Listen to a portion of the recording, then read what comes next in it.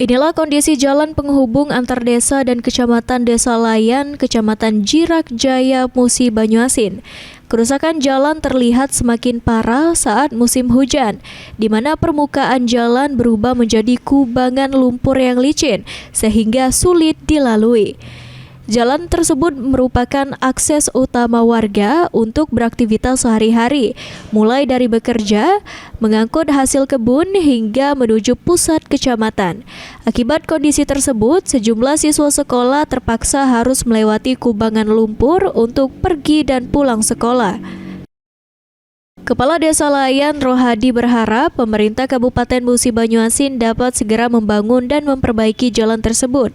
Menurutnya, jalan ini merupakan urat nadi perekonomian masyarakat sekaligus satu-satunya akses menuju Kecamatan Jirak Jaya. Ya benar Pak, kalau musim hujan kami Desa Layan, khususnya 2 desa dalam ini kan ada Desa Baki Jaya, ada Layan Pak. Inilah kejadiannya kalau musim hujan jalannya seperti ini Pak. Inilah permasalahan Kecamatan Jirak Jaya, khususnya Desa Layan. Cuman musim hujan inilah yang paling disusahkan, diresahkan oleh masyarakat Pak.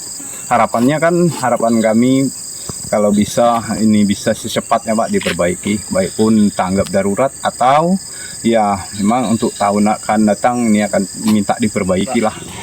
Kami mohon sama Pak Bupati agar bisa mengecor jalan ini. Soalnya ini kan nggak panjang Pak. Ya.